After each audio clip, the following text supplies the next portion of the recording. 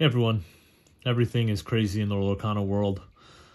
We shouldn't be surprised, but it's very difficult to find sealed product at MSRP right now, despite the big box retail store release. I finally made the decision to overpay for an Lumineers Trove, and so now I'm part of the problem. Or maybe I've always been part of the problem. But, what is the problem exactly? Everybody just wants to play this game. People want product. But, if there's people who are willing to pay significantly over MSRP for product, it's going to encourage people to, hit the stores and resell it. That being said, I was lucky enough to get a lot of product early on. After hearing about the game from D23, I put in my pre-orders for product, between February and April of the year, and I was able to get enough product that I thought I would be able to, do openings for some time. Unfortunately, as we all know, a lot of pre-orders fell through. I think I received maybe less than a third of what I ordered, and I still am very happy, very content with what I have received. That being said, I'm also part of the problem in another way. I am mostly a player. I would, for this set, actually want a play set, so 4 of every card in order to make any deck I want. I probably, don't plan to do that going forward with future sets. Would probably just focus on cards that, for decks that I want to play. But with this first set, there's definitely the idea of, hey, might as well collect the whole play set. And on top of that, I'm trying to collect what I'm calling a master set, a 1 of every card, 1 foil, 1 non-foil, and 1 of each enchanted card, which I've actually completed. Maybe I'll show it off another time. 1 foil, 1 non-foil of every set, of every card, and I'm still missing a few enchanteds here, so obviously hoping to open one in this trove. But why does that make me part of the problem too? Is collectors are basically taking cards off the market. Now, I'm not saying that that's an inherently good or bad thing, but those cards, as far as a collector is concerned, in this case me, because I'm a first-time collector here, those cards are just going into a drawer, and into a binder, and disappearing. I'm not going to touch those for 10, 20 years. Probably just going to give it to my children. Those cards are just not on the market and not available for play. So that's going to be a big part of this game versus maybe certain other games in the market, or at least on a different scale, I think. And so again, part of the problem for why it's so hard to get things, or why everything's so expensive. So I will just go ahead and get cracking here. I'll make you listen to me ramble the entire time. But I will add to that, get your pre-orders in now for set 2. If you're able to get any more pre-orders for the second wave of this set, please do that too. But talk to your LGS. Even if they charge a little bit over MSRP, try to understand why they're doing it. They have reasons. They have good reasons. And, don't just at least make the assumption that, they're doing something wrong by charging a bit over MSP. On the original LGS release date of August 18th, ooh, 1 lucky pack upside down, every box, I think, under $200 or at or under $200 was immediately sold out. And then there were boxes at $250 that, stayed on shelves for a little bit while longer. Probably got sold out after the weekend of 9/1 when, people realized product wasn't that easy to find at the big box stores.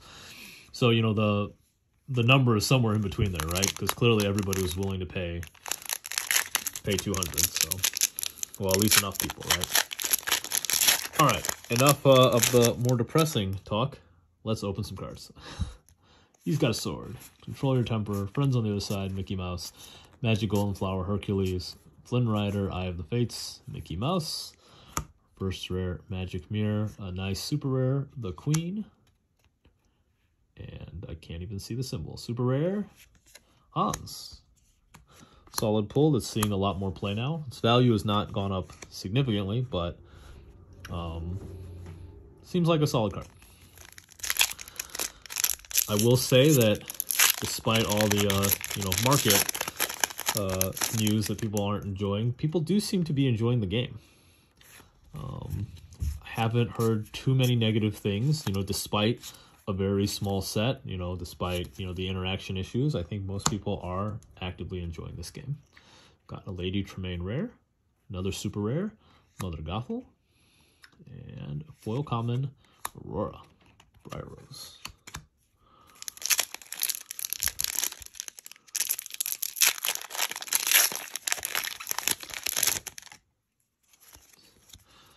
Genie, the ever impressive. Develop Your Brain, Scar, Healing Glow, Dr. Facilier, Simba, The Beast Is Mine, Eye of the Fates, Maximus. Got a Just in Time, seeing a good amount of play. Another super rare, Teika. And a foil uncommon, Dr. Facilier's cards. Hit a super rare in every pack so far.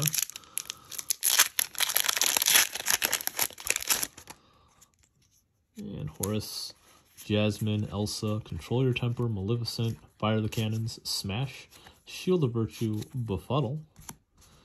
Got Genie, Powers Unleashed. Haven't seen this see play yet, but I think that, you know, eventually somebody might be able to do something with him. That ability is very strong if it can go off. All right, another rare, Fishbone Quill. And foil common, Tinkerbell, most helpful.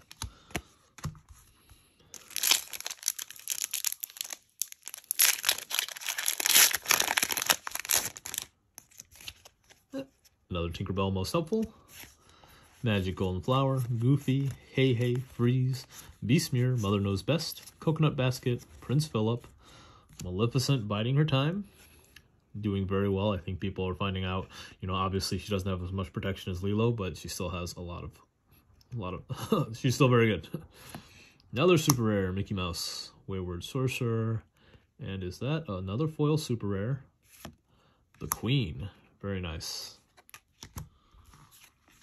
Good hit there.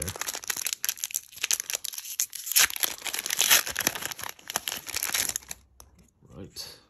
Sergeant Tibbs, Stitch, Yzma, Sudden Chill, Donald Duck, Aladdin, Beast, Moana, Olaf, If It's Not Broke, White Rabbit's Pocket Watch, foil common, Hakuna Matata, which this card is actually now seeing a decent amount of play. Who knew? It's literally basically played for ink.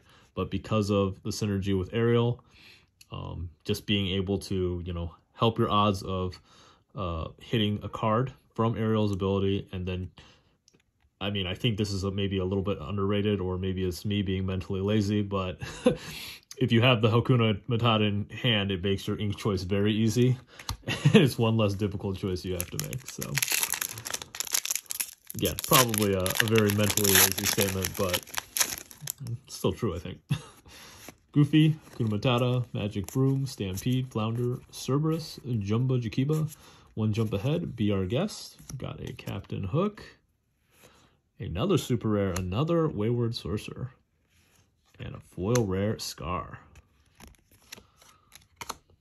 Alright, very last pack. See if we have any luck in this trove. No legendaries, unfortunately, so far. Let's see if we can correct that. Sergeant Tibbs, Stitch, Yzma, Sudden Chill, Donald Duck, Cerberus, Beast, Moana, Olaf, If It's Not Baroque, White Rabbit's Pocket Watch. Is this the same pack?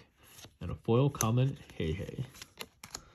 So, all in all, a lot of super rares in this trove, but I don't think we hit anything particularly crazy. We got the Maleficent. And that's right, two foil super rares, which is, you know, as many foil super rares as you would get in a box. So pretty good there. The no legendaries, it's not great, but, you know, again, saying I'm part of the problem because, you know, just opening some packs again feels good. At this point, probably be until Wave 2 before I'm actively looking for a lot more product to open. Let me know what kind of videos you might be interested in seeing in the meantime.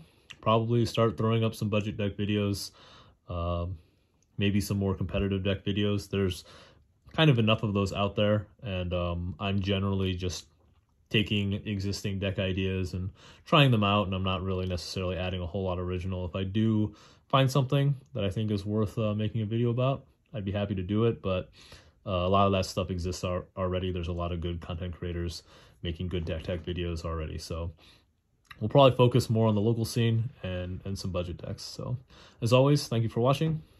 Have a good one.